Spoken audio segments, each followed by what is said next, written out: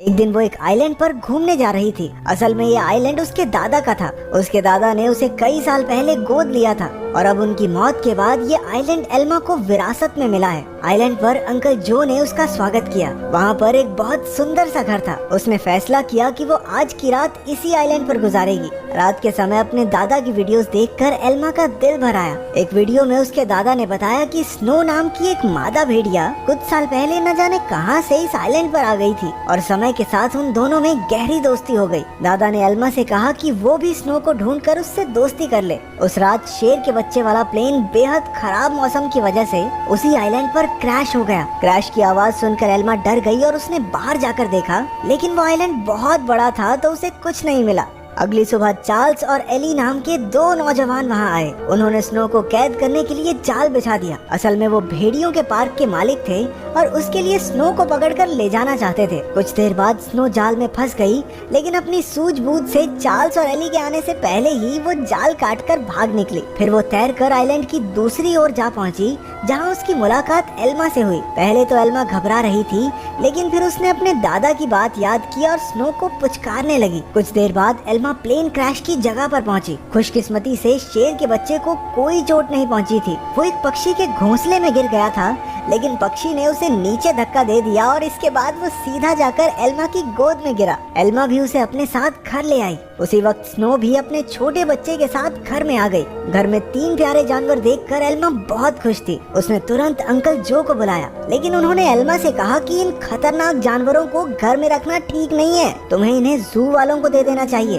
Uncle ने ये भी बताया कि शेर के बच्चे को ढूंढते हुए जू के कर्मचारी वहाँ जरूर आएंगे, और हुआ भी बिल्कुल वैसा ही। अगले दिन एनिमल कंट्रोल वाले वहाँ पहुँच गए। वो जानती थी कि जू वाले कितने बेरहम होते हैं, इसलिए उसने फैसला किया कि वो उन्हें जानवरों के बारे में कुछ नहीं बताएगी। उसने झूठ कह दिया कि उसने किसी शेर के बच्चे को नहीं देखा। घर लौटकर उसने देखा कि स्नो अपने बच्चे के साथ साथ शेर के बच्चे को भी दूध पिला रही थी। उसे बेहद खुशी हुई क्योंकि अब स्नो दोनों बच्चों का ख्याल रख रही थी। जैसे जैसे दिन बीतते गए दोनों बच्चों में दोस्ती बढ़ती रही। एल्मा ने भेड़िए के बच्चे का नाम जैक रखा और शेर के बच्चे का नाम ड्रीमर। उधर अंकल जो को चिंता थी कि ये जंगली जानवर एल्मा को कोई नुकसान न पहुंचा दे, लेकिन इसी तरह कुछ महीने गुजर गए और अब दोनों बच्चे थोड़े बड़े हो चुके थे। एल्मा उन्हें आइलैंड पर घुमाने ले जाती और अपने दादा की मनपसंद जगह पर उनके साथ खेलती भी थी। बदकिस्मती से एक दिन जब एल्मा पियानो के एक ऑडिशन के लिए गई थी, तो पीछे से वो भेड़िए के पार्क वाले आइलैंड पर घुस गए। इस बार वो स्नो को कैद करके अपने साथ ले ही गए।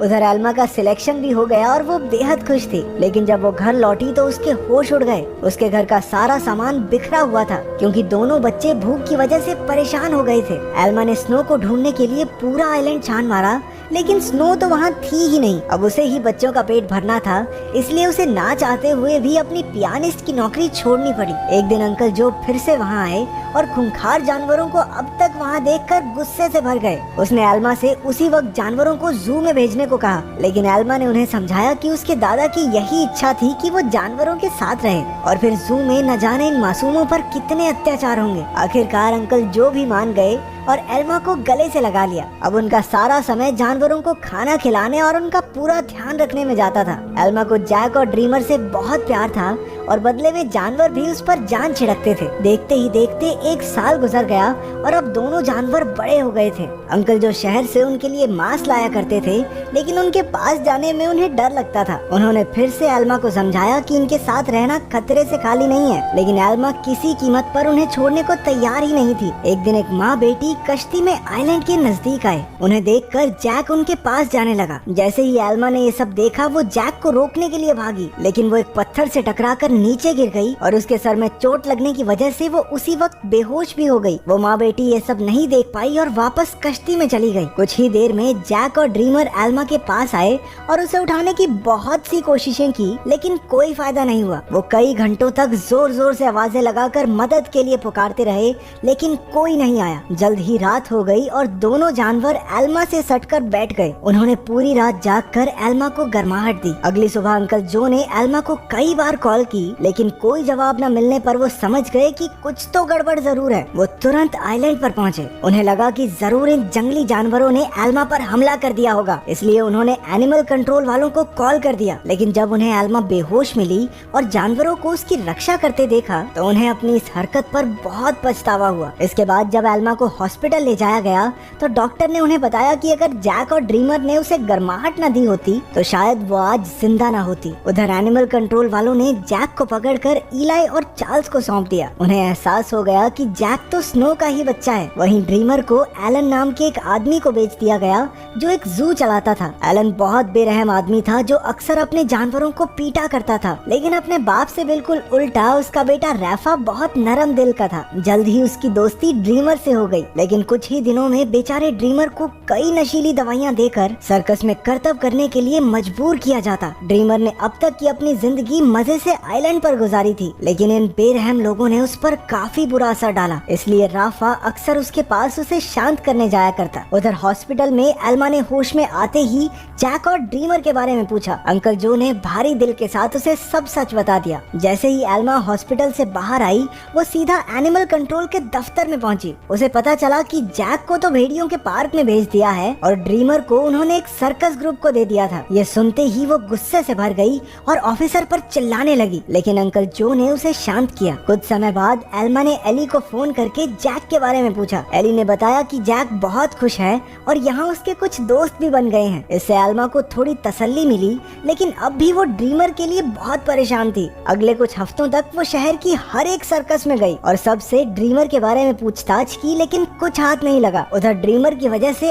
एलन की मोटी कमाई होने लगी थी। ड्रीमर जल्द ही स्टार लॉयन के नाम से मशहूर हो गया। एक दिन ड्रीमर का सर्कस ग्रुप भेड़ियों के पार्क के पास से गुजर रहा था और जैक ने तुरंत अपने बचपन के दोस्त को पहचान लिया। जैक अपनी सूझबूझ से पिंजरे से बाहर निकल गया। एली ने जब ये देखा तो वो समझ गया कि जैक बेहद समझदार है और वो जरूर कुछ न कुछ ढूंढ रहा है। जल्द ही जैक उस तक पहुंच गया जिसे वो ढूंढ रहा था। उसने बड़ी चालाकी से ड्रीमर को भी पिंजरे से छुड़ा लिया। इतने महीनों के बाद एक दूसरे से मिलने पर दोनों जमकर खेले। जब एलन को ड्रीमर के भागने का पता चला तो उसने गुस्से में बेहोश करने वाली बंदूक निकाल ली। उसके बेटे रैफा ने उसे रोकने की बहुत कोशिश की, लेकिन लालची एलन ने उसकी एक न सुनी। हार कर रैफा भी ड्रीमर को ढूंढने एलन के साथ चल पड़ा। एलन ने एली को भी ड्रीमर के बारे में बताया। अब वो समझ गए थे कि जैक और ड्रीमर दोनों साथ ही हैं। इसी वजह से पूरे शहर में हाई अलर्ट जारी कर दिया गया। उस शाम एली ने एल्मा को सब कुछ बताया और कहा कि एनिमल कंट्रोल वाले दोनों जानवरों के पीछे पड़े हैं। ये सुनकर एल्मा घबरा गई,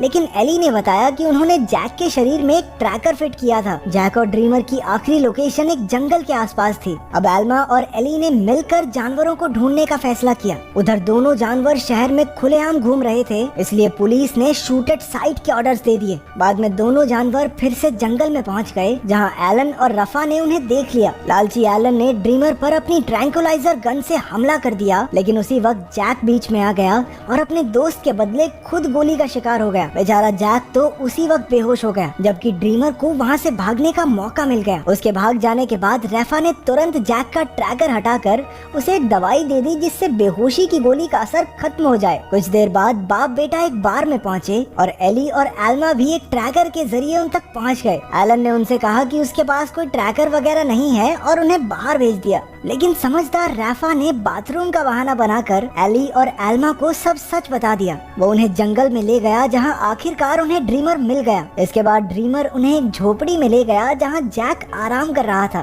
खुशकिस्मती से उसे सही टाइम पर होश आ गया था, लेकिन तभी उन्हें पुलिस के आने का शक हुआ तो एल्मा ने दोनों जानवरों को खुफिया रास्ते से भगा दिया। अब आइलैंड तक पहुंचने के लिए उन्हें सिर्फ एक नदी पार करनी थी। पुलिस से बचने का एक यही रास्ता था, लेकिन वहाँ कोई कश्ती नहीं थी, इसलिए सबको तैर कर ही जाना होगा। जैक तो उसी वक्त फुर्ती से नदी में तैरने लगा, लेकिन ड्रीमर पानी से डरता था। एल्मा ने उसे हिम्मत देने की बहुत कोशिश की, लेकिन ड्रीमर वापस जंगल की ओर मुड़ गया। जैसे ही जैक और एल्मा तैर रहे थे, उन्हें बंदूक चलने की आवाज सुनाई दी। इसका मतलब ये था कि ड्रीमर अब इस दुनिया में नहीं रहा। आइलैंड पर पहुंचकर एल्मा फूट फूट कर रोने लगी, लेकिन ड्रीमर अचानक उसके सामने आ गया। असल में वो जंगल में पुलिस वालों को भटकाने के लिए गया था। उसे जिंदा देखकर सभी खुशी से झूम उठे। आखिर एल्मा ने जैक और ड्रीमर के लौटने की खुशी में पार्टी में पियानो बजाया। अब उनका परिवार पूरा हो गया था। अंत में एल्मा ने सबको अपने प्यारे जानवरों की कहानी बताई, जिससे सभी लोगों के दिल भर आए।